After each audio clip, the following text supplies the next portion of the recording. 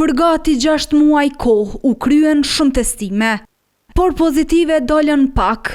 Nga 2107 foshnjë sa ju nënshtruan skriningut neonatal në qendrën klinike universitare të Kosovës, veç 2 nga to rezultuan me fibrozë cistike. 2 raste i kemi të vërtetuar që janë pozitive, pra 2 foshnjë me fibrozë cistike.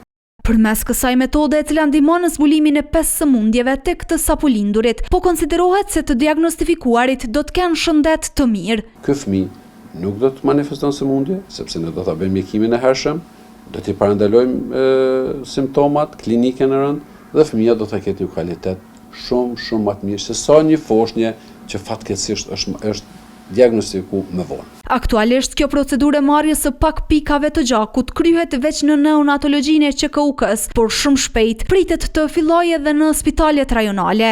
E kjo po shihet shumë pozitive edhe nga vetë prindërit, fëmijët të cilëve nuk e patën këtë mundësi.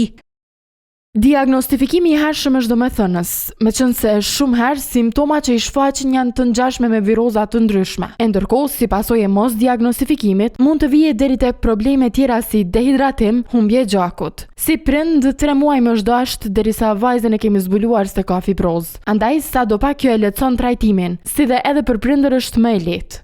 Sipas Morinës, deri më tani asnjë prind nuk ka refuzuar realizimin e tij.